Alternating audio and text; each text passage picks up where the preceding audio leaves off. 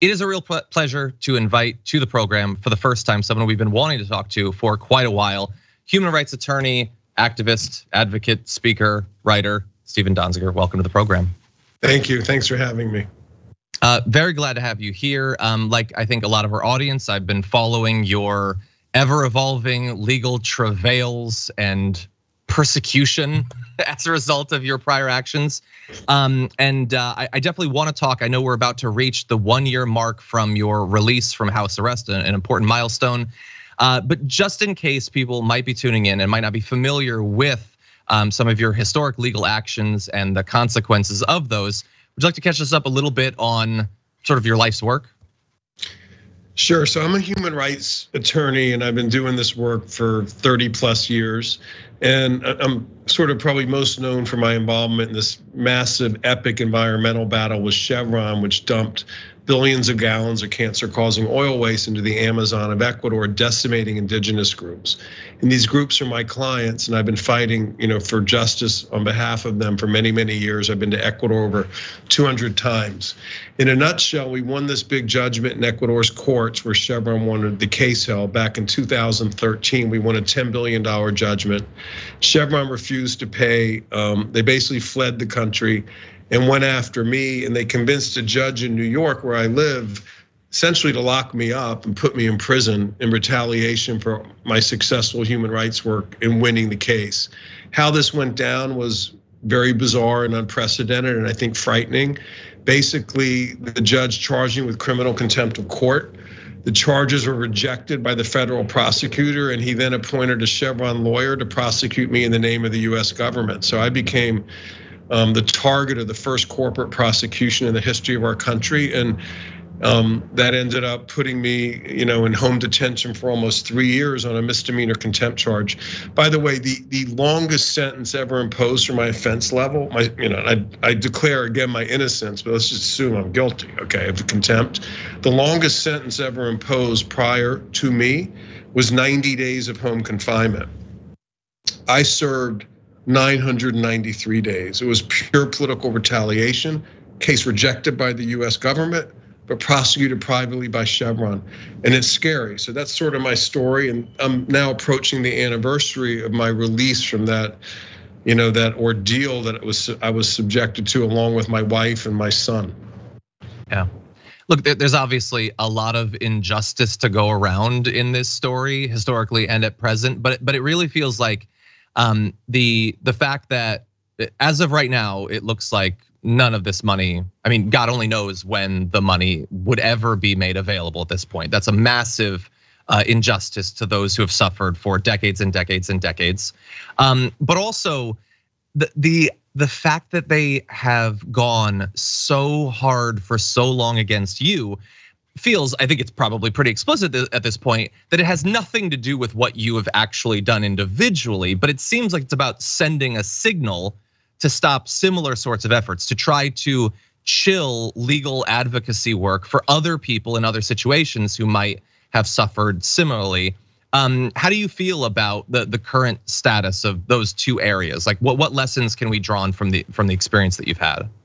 Well, that's a great question and something I've been thinking about a lot in light of my own personal experience. I mean, I think what happened to me is an illustration of a broader phenomenon that is happening in the United States right now and in other countries, but it's really intensifying in the US, which is, entrenched pools of power, corporations, police forces are really going after activists who are effective.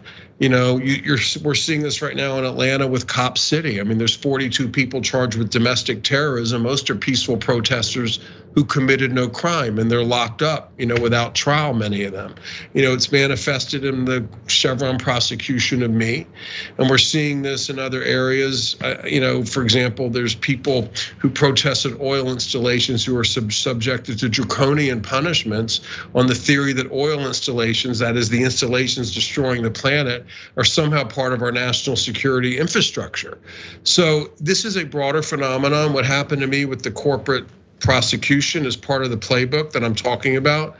And I think activists need to understand how to identify what's happening in our political landscape. Like, there are these laws, there are these efforts. There's a lot of politics in the federal judiciary to silence people like me and others who are really speaking out against injustice. And we need to stick together, and the solidarity is critical so we can confront these laws and these acts of repression that we're seeing in more and more places. When I think about what you're able to do, like you use the term, I think everybody rightly is forced to use the term historic in terms of the settlement. It's obviously an inspirational story. It should be the basis for movies, that sort of thing. What they seem to want is, they don't want you to be an inspirational figure. They want you to be a figure that is going to scare people.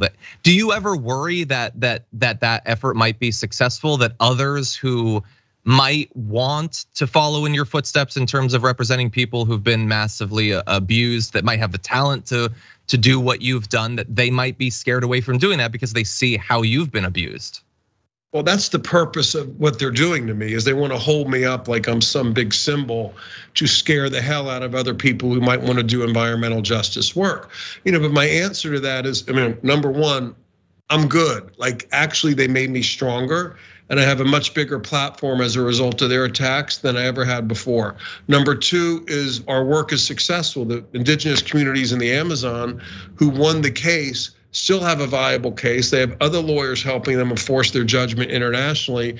We won that case. They lost, which is why they're attacking me.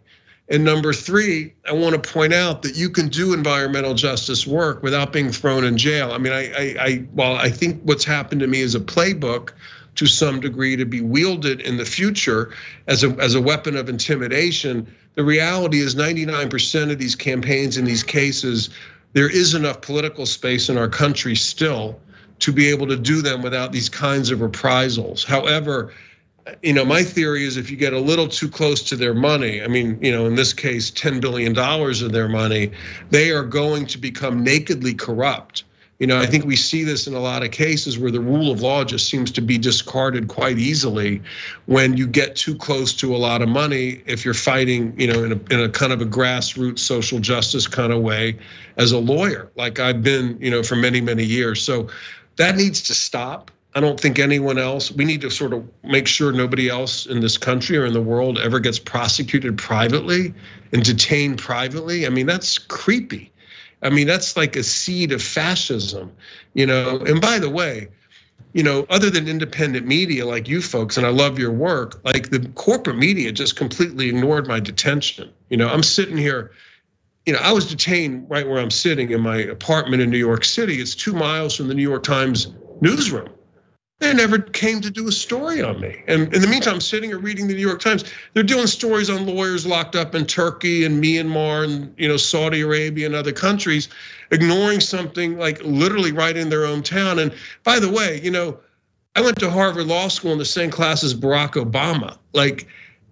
This is a newsworthy story. I'm sorry, even from a corporate perspective, they couldn't bring themselves to cover it. I think largely because Chevron is such a major advertiser.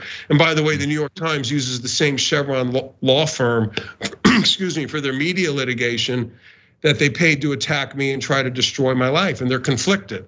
But we're seeing this over and over, all over the place. The cable networks, there's an occasional story here and there, but they largely ignore a story where our system doesn't work as the myth of our system suggests it does. So we need to, I'm a huge supporter of independent media. You folks and others who sort of came and had me on their podcasts and shows, it did allow me to a great degree to get my narrative out. And by the way, the reason I want my narrative out is to protect me and my family because I need support, but it's also for people to understand this goes way, way beyond one person. And it really does involve all of us, and it really involves what kind of society we want to live in. When they start locking human rights lawyers up in the United States, which is a not uncommon occurrence in many countries around the world that I've traveled to. But when it starts happening here, we've crossed a Rubicon that honestly, as a young lawyer, I never thought I'd see in this country, much less see happen to me. So we have a lot of work to do both to decolonize our minds of this contaminated information you get from the corporate media, to first see what's actually happening and then come up with the strategies to deal with it.